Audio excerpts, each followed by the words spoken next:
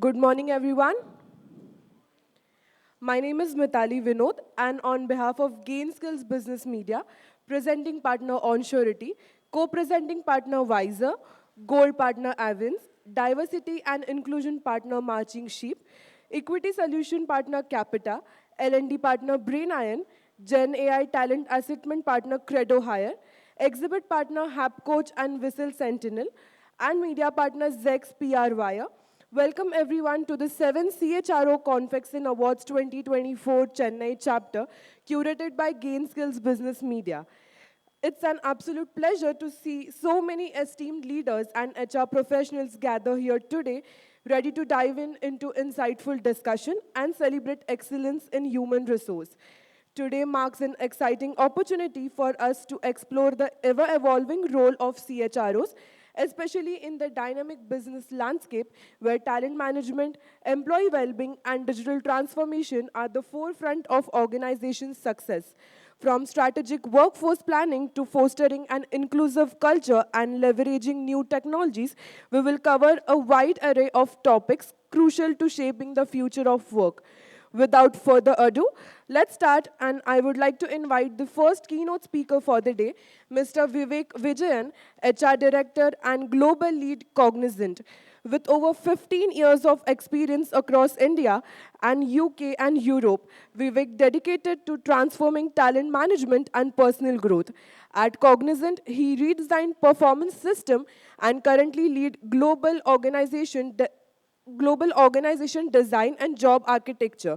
He co-founded Tiny Change, a global publishing house known for impactful planners and journals, and authored the critically acclaimed book that is 365 Tiny Changes to Transform Your Life. Vivek's innovation work has been recognized by Gartners and Forbes for driving meaningful talent initiatives. He continues to push boundaries, combining expertise in HR with a passion for personal development, shaping the future of both corporate performance and individual growth. Can we have a huge round of applause for Mr. Vivek Vijayan? Great. Thank you for the lovely introduction. Good morning to all of you. It's such a pleasure to be with all of you today morning with such an esteemed audience. In the next 15 to 20 minutes, let's discuss one of the most important topics that as HR community, we're all going through, right? And especially the CHRO group. This is one of the key things in all of their minds because of a lot of things happening currently in the market, right? So let's kind of explore this topic a little bit more. Okay, so in 1997, 1997 was a watershed moment, I'll say, in the world of AI. That's when human beings started first understanding the impact of AI. Until then, it was just a mere concept. If you remember, this was the year when one of the supercomputers developed by IBM, which is called Deep Blue, started playing with Gary Kasparov and defeated him, who was the reigning world champion in chess. So all over the world, there are newspaper reports started coming out saying that AI is going to take over everything because chess at that point in time was a pinnacle of human intelligence. You'll need to be super intelligent to become a grandmaster. And if a computer system is able to defeat the grandmaster, then everything else that takes lesser amount of intelligence to get done will all be replaced, right? So imagine. And this example is relevant because we are also in a similar moment in history after 27 years. When in 2023 beginning, ChatGPT was released and people started seeing use cases of that in different ways, how people get work done. And in the last couple of years, how things have changed. AI has almost become mainstream. There are people thinking that we are in a similar moment, right? What you also need to take into account, if you use the same chess example, is that Gary Kasparov said, and I'm quoting him, if you cannot beat them, join them, right? That's an important thing that we need to keep in mind at this point in time. So if you look at the impact of what happened at that point in time and the learnings that we could take is that the world didn't change much. Of course, there are developments that happened. Jobs weren't taken by computers fully, right? The world is still a nice place to be. So similarly, what we should focus on and what we should keep in mind is that there's no question whether we can go against it, right? We would need to embrace it. The focus should be how we can augment technology into our daily lives. Similarly, if you look at for the HR community and specifically for the CHRO group, it's about embracing it, augmenting it in the way talent is managed, in the way day-to-day work happens at every part of your talent management life cycle, and ensure that this gives you more superpowers. And how do we do that? Let's discuss that. So that's where I've put together a framework called Spark. You may ask why Spark, right? Every big revolution started with a small spark. So let's try to kind of unveil this entire Spark model and get to the details. So the first letter S stands for strategic performance. So performance management is a key area, and there was quite a bit of work that I did in my organization in the performance management piece. This is a perennial focus area for HR because it determines how you evaluate individuals' performance, how it is linked to organizational performance. This is something that employees typically are not happy about, right? So in the advent of technology taking over, generative AI coming into the picture, AI becoming mainstream, there are new challenges that HR community is facing. There are new requests that have coming up from the employee community in total. So we'll touch upon how do you manage performance management in this new world. So strategic performance is an important piece in this overall Spark framework. The next one is having a proactive culture. So we spoke about embracing the change because there's no way in resisting it, right? We cannot beat it. So we need to embrace it, be with it. How do you augment it to make yourself more powerful? So there are quotes that you must have heard. AI will not replace your job, but the person behind AI, the person using AI can replace your job. So that should be something that we need to keep in mind. We need to start augmenting it in different parts of the businesses, different parts of processes, systems that we have as a part of the overall talent management landscape to improve our processes. So along with that, we should have a strong culture to embrace this. It's a mindset shift that we need to have, right? Especially as leaders who are in the forefront, showing not only the HR community below you example as to how to embrace this new technology, but also for the organization, right? Because the future of work is going to be different, right? In the future of work, the kind of employees coming in, we talk about generational Z, right? And generational alpha coming to the workforce. Their aspirations are different. They are already using it. So I don't know how many of your kids are already using ChatGPT for doing their homework, right? So they are used to that. So there's no way you can stay away from it. You know, people wouldn't want to come to your organization. So embracing that culture and creating that culture, because culture is something that we create, it doesn't automatically happen. It does happen if you don't bother to create one, right? So that's also an important piece. We'll delve a bit into that too. The third piece, which is A in the Spark model, is about analytics-driven decision-making. Now, this is something that all of you must have heard, nothing new, analytics, right? We speak about for the past 25 years. Why is it relevant now is because you no longer have an excuse that I don't have an analytics department. You know, the AI engine will do most of the analytics for you, right?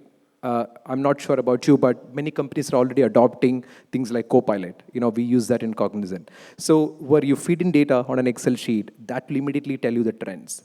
If you know what questions to ask, if you're open to trying out things. So analytics in this new world doesn't need an army of HR analytics group or data analytics engineers.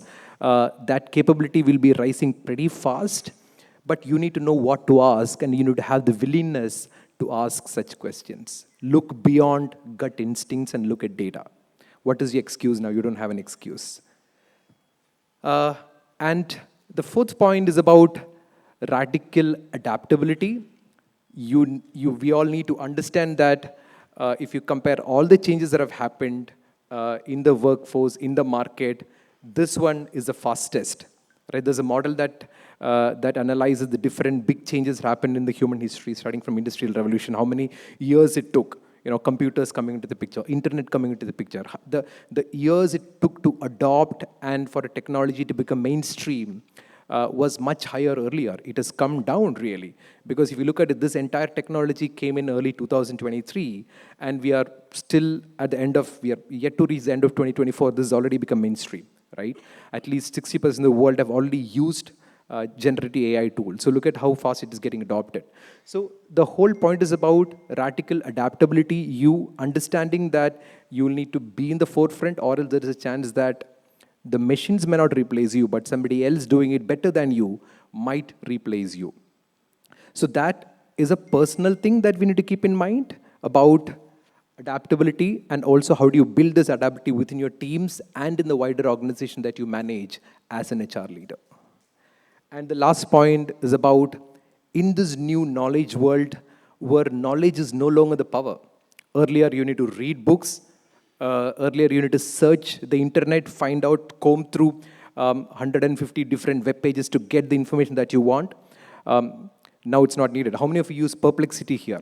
I think I've forgotten when was the last time I used Google, right? Perplexity, you instantly put in a question, you will get the right answer. So knowledge is just a one-click search away. You can speak to it and get the answer immediately using some of the ChatGPT models if you've used. So knowledge is no longer the superpower. Knowledge is available everywhere, right? It's globally available to everyone. But so what's going to be the superpower in this world? In this new economy where knowledge is democratized. So it takes a different kind of leadership. So that's something that we'll talk about too. So this is about the Spark model, and let's just get into some of the details and stories to help you understand the concept better. So the first one is about reimagining performance management. We spoke about that, and this seems to be a topic that everyone is interested in. So I thought I'll just put in a couple of slides on that. Some of these stats are pretty much known to you. You must have seen it all over the place, 150 times every single article. There's nothing you don't need to explain what this means. So there were many companies who tried doing crazy stuff with performance management. Some of you companies have already tried. Some of you must be already doing some things. I'd like to speak about it and probably want to share some of my experiences too. We took a beautiful journey in our company to transform the performance management process too. So the example that I'm going to take here today is about Netflix. So everyone dreads performance management processes. So Netflix is a company known for trying out different things. If you're working in HR, you must read about some of their HR policies. Brilliant, right? I love that company and the way they formulate their HR policies. They make sure that they get the best talent available in the market, and they quote it as fully formed adults, right? They don't want to take people who doesn't fit to their company culture. They make sure that they get the best who are pretty much aligned to the company culture, and then give them a free rein within the company. So they thought that they're already getting the best. They didn't need a full-fledged performance management system, and people are not loving it. So they kind of scrapped the performance management process altogether. Many companies have tried that too earlier, but some of them kind of rolled it back, and you all know some of the examples, but Netflix is still continuing with it. It's a great case study. If you get time, please read about it. There was a clear change in the employee satisfaction that came out. 94% of people shared their feedback. They are extremely satisfied with the change that happened, because it gels well with their culture, and they had a proper vision of how to do it, why they were doing it. There was full alignment between the HR teams and the business team, and they got that done. So today's, if you look at the overall landscape, the talent landscape and the market landscape, there are just three key points that's coming out very clearly. Again, some of the things that you must have already read, but use this as a refresher. One size doesn't fit all. Just because Netflix did it doesn't mean that you can do it in a company and it'll be successful, right? You would need to understand why you are doing it, what works within your company, get commitment, all of that. Second is try to align to the rhythms of your business. You know, different businesses work in different ways. If you are coming from an entrepreneurial background, kind of a company where things happen fast, then you can implement something like a weekly feedback mechanism. Or if you are in a traditional company where you still have baby boomers working as leaders, implementing something like this will be a challenge, right? So, and also, how do you deliver services or products to your customers? What does your typical product life cycle be? Or if it is a software-based company, how does your software development life cycle work? Does the new process align with the company rhythms, which is an important thing. It kind of goes back to the first point about one size doesn't fit all too. There's also another element in one size doesn't fit all. Big companies have smaller companies within. Say, for example, some of the IT companies have a BPO arm within, where you get a different kind of talent altogether. You have a consulting arm where you get completely different kind of talent. So one type of process, if you're trying to implement across the board, that will also a short way to failure. So you need to keep that in mind. The third thing is about transparency and community building. So this is something I just put in a point because I realized when I was trying to think through what helped, what worked in our company, and what learnings we took in phase one, what didn't work, and in phase two, when we improved it, what worked well. This community model of co-creation with your employees, right? Having forums where people can come back and share feedback as to what's working. Involving managers who are actually doing performance reviews and understanding from them their pain points. Adding that to the overall process workflow, that accelerated the process. People start understanding that their views are being heard in a common forum where they can express dissatisfaction on things, where they can express satisfaction of things regularly going back to them. A community or a co-creation model worked exactly well. So if you're not sure about what works in a company, adopting a community model can be a great thing. So if you want to do a test pilot, pick a group, do a community building model so that you understand what works, what doesn't work. So at an enterprise level, some of you must be curious. So what are some of the takeaways, right, that I need to focus on in terms if I'm planning to kind of revamp the performance management process of my company? Here are some of the things, and I'm not going to go into detail. Some of the things are pretty clear, and you will be able to kind of easily relate with it. The first one is about real-time feedback, and I'm going to connect this with what's happening in the current market now. Real-time feedback, there are a lot of tools now available in the market which you can just plug and play into your organization systems where you can immediately share feedback, right?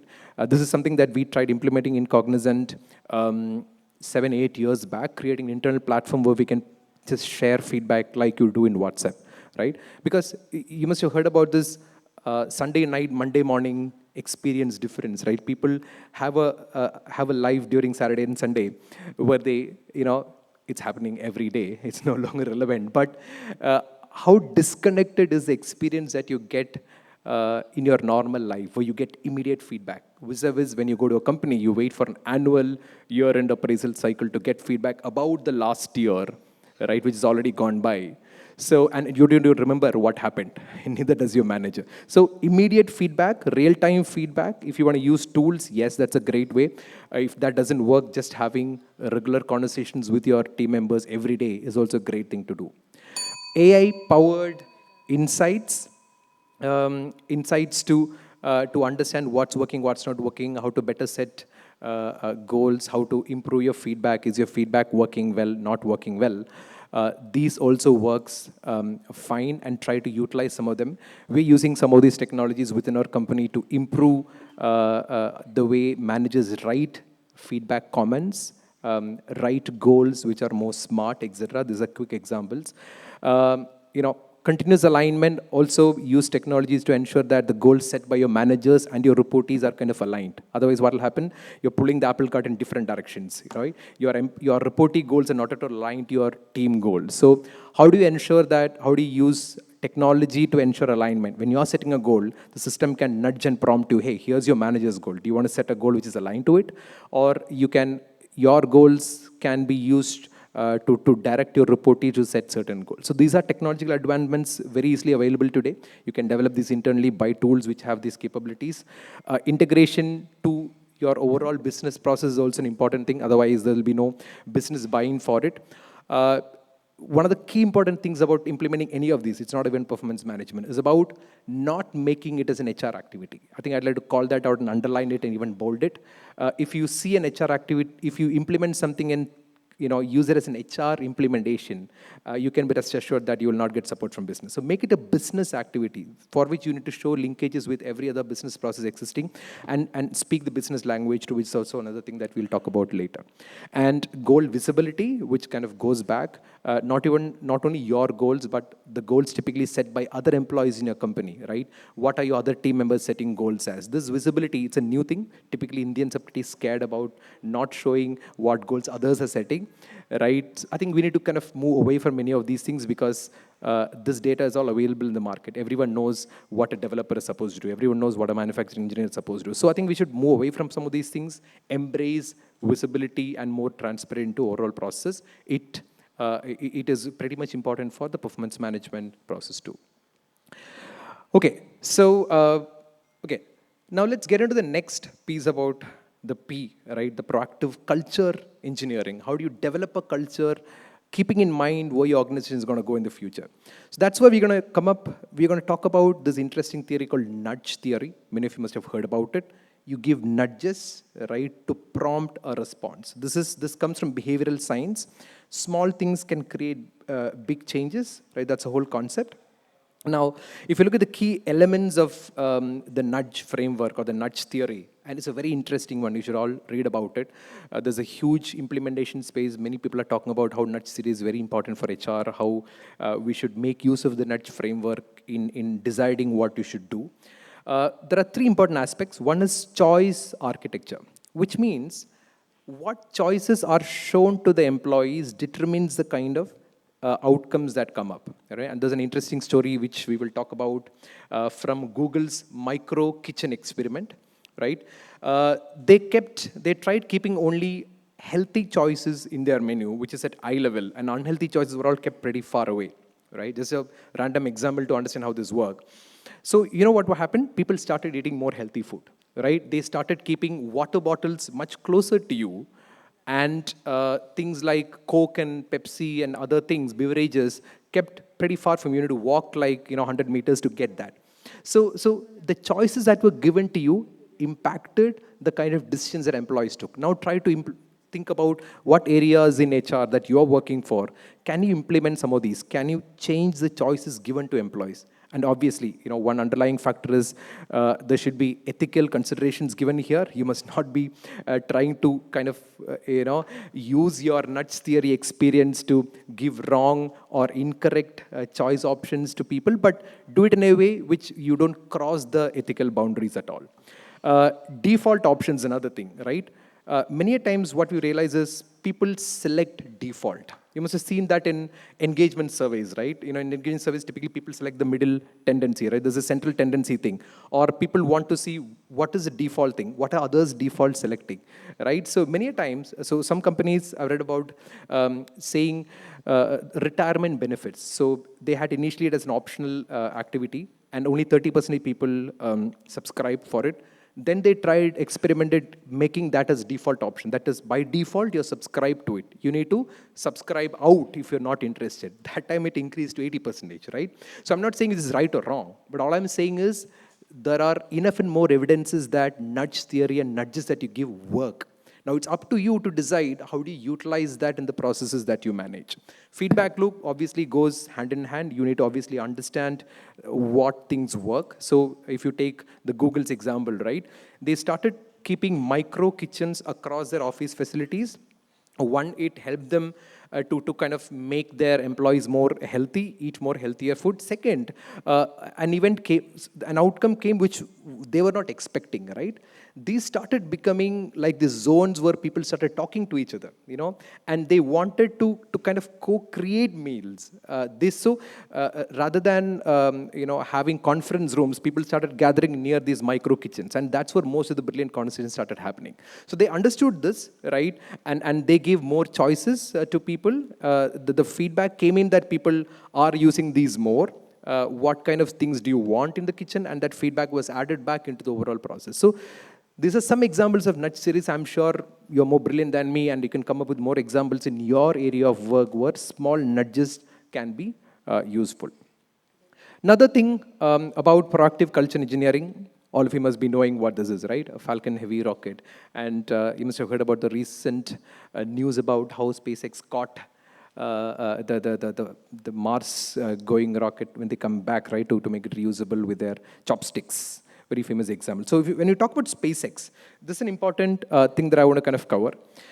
When you're talking about building tomorrow's culture today, right? Because culture takes time to develop, and you need to be, you need to have an idea about where you want your culture to go, right? Be deliberate with it. If you let the culture come the way it is, it'll evolve, right? But probably that may not be what you want. So as the future of work is going to be different, the kind of talent coming into your organization is going to be completely different in the next 3 to 4 years. Their aspirations are going to be really different. The landscape is going to be different. How work will be delivered will be completely different. Hybrid work, the kind of systems that we use will be completely different, right? So building that future culture is going to be extremely important. So how do you do that? Is there like a method to this overall madness? That's where you can use the example of SpaceX, right? Elon Musk is very famous for using what's called as first principles thinking. That's where you kind of break down complex problems, right? So he often talks about this example where he wanted to get into the space field, but he didn't know what to do with it. He went to the U.S. Government, NASA, to ask if they can get an old rocket, right? They disagreed. He went to Russia and got an old rocket and kind of disassembled it in his entire workshop to build the entire thing bottoms up. So he still does it. He speak about it. It's called first principle thinking. You may have a complex problem at your end. What you can do is kind of break the entire thing down to smallest element and then try building this entire thing up. So how is it relevant to us as HR professionals? So it's not a problem. It's an opportunity and a challenge that's in front of us with all these changes happening in the market, with kind of new talent coming in. Identify a big problem that you're facing now. Try to break down what are the elements of that problem. Is it the culture? Is it the kind of employees coming in? Is your hiring process? Is the performance management process? What is it the system that you have? Break it down. If it's a system, within the system, what is the problem, right? Is it that it's not connected to anything else? It's old? Is it clunky? Is it too costly? Break it down. If it's saying costly, within cost, which cost is higher? Break the entire thing down to smallest pieces. That's what you can see in this picture.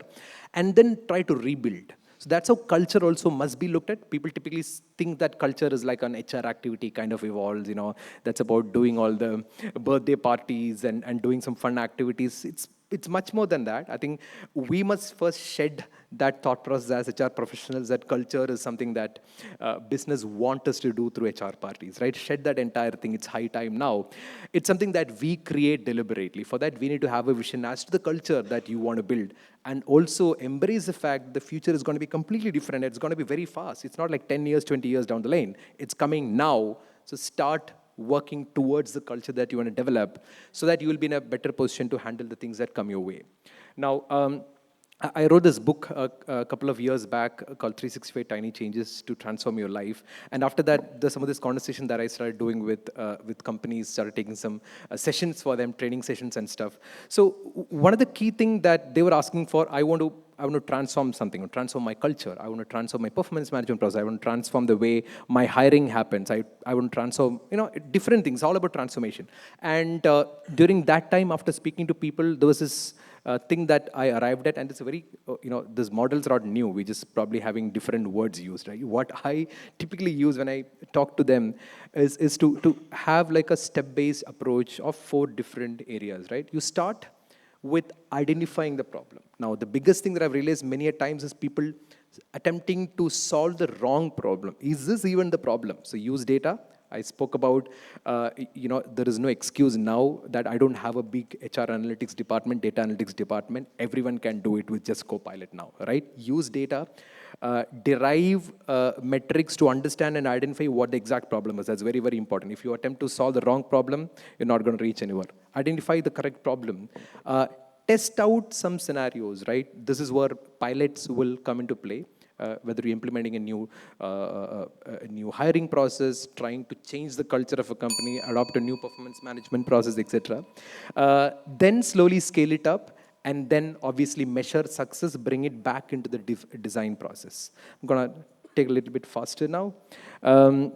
So now coming into analytics-based decision making, and we spoke about analytics, how it's easy to get analytics, but and you may want some examples out here. That's where Microsoft, did an exercise recently, and they tried to revamp their retention funnel. They were identifying that people were leaving the company and they were not able to understand why and not able to do anything about it. So that's where they used the employee data. Imagine how much employee data is lying at our end, right? And how much are we really using it? So analyze it, and then they build some predictive analytics models around it, and they understood, okay, why are people leaving now? And what would be the reasons why people will be leaving this company in the next 6 months to 1 year? What is becoming more relevant in the data? Use that to implement changes which help them save 48 million. Think about that a moment, right? It's not a small saving that we're talking about. They were able to solve 48 million. This is reported. This is publicly available information. Now, there are enough and more HR metrics available. People talk about metrics. Some of the things that you can think about. Productivity indicators. How can you use actual data to see how are people actually productive? It's not just how much time have people come to office and gone out, right? Not that. But use new types of data emerging. Check your things. What can you use? Can you create some correlation between productivity and actual outcome that is delivered? Engagement metrics, highly used from, I don't know, maybe 1800s, the moment HR as a function evolved. There are new things coming into the picture. There are new tools which will measure newer things. There are new matrices that you can look at. And also revenue per employee, right? Can you find out the revenue per employee realized for a certain HR process? These are just questions. These are not new things, but I just want to kind of poke you with some new questions so that you can start thinking about these models. And how do you calculate ROI? Again, an age-old problem. You can, in this new world with data available, with the tools available at your regard, you can start creating these ROI models where you can showcase ROI for like culture-related things, a new culture that you're trying to invest. Can you showcase ROI for that? Recruitment efficiency, age-old thing, right? But can you try collecting new data, analyzing new data, finding new patterns for it, using the AI tools that's available at your end? This is all important towards earning is the important word there, right? Earning that important seat at the table as a CHROs, right? And the data is very, very clear. McKinsey research shows that CHROs or HR leaders with data, who speaks with data anywhere, it can be business meetings, it can be with the board, are 6.3x, not 60%, 6.3x more, have more influence over the business leadership than people who speak flowery language. You use like gut feel to talk about different things. So it's an important thing. That's where learning and speaking the language of business becomes extremely important. And you cannot complain anymore saying that I'm like 45 years old and I don't have the time to learn about the business now, right? Learning has become democratized, right? Knowledge has become democratized. Use those tools, try to learn more about your business. Now, so embracing this new future of work, that's where this radical adaptability, how are you adapting yourself to this new age of work coming your way, with all these perfect storm coming in, new talent coming in, new tools coming in, ways of working changing after COVID, which is still not stopped. Gen Z is coming. You will already know about, I don't want to speak about what differentiates them from the other kind of talent. AI integration is definitely in here, and we already spoke about how we need to augment with it, right? And whatever you're seeing currently is like the tip of the iceberg. Imagine that that's going to become full scale in every area of work that you do. So how do you adapt yourself to that is going to be extremely important. And hybrid work is also going to stay, right? Whichever company tries to do a full-scale return to office is not succeeding, right? And Apple tried doing that. They have quite a few learnings that came out of it. And we understood that hybrid is a way forward. Kind of skipping through slides a little bit faster to complete it. Okay, so we are spoken about the last element of K in the Spark model, right? So in this knowledge era where knowledge is democratized, there are three important things to keep in mind. One is, how do you align your individual growth with company's growth? That's going to be extremely important, right? If you're focused only on individual growth, your kind of plant will be growing not the right direction. But if you're kind of aligning with organizational success metrics, your growth is much faster. And how do you build such organizations who are kind of ready to embrace this leadership, and how, as a person, as a CHRO, you're going to be better prepared for that future? These are three elements that you need to build within your company: about continuous development, which you already spoke about using nudge theory; skill matrices, identifying what is needed now; use data analytics; and also understand what's ready for the future, which is not come yet. So that perspective is also extremely important. That's where having like a job architecture is important for companies now. More companies realize the importance of it, which is defining the roles that you need not only today, but also in the future. What skills are relevant today and in the future? What skills are companies, my customers asking in my employees, what skills do I need to build within the company? So just a quick recap. Big transformations start from small sparks. And these are the elements that we spoke about: strategic performance, proactive culture, analytics-driven mindset, radical adaptability, and also new leadership in this knowledge world. So start small, but think big always, and make mistakes, move faster. Thank you. That's all. Have a good day.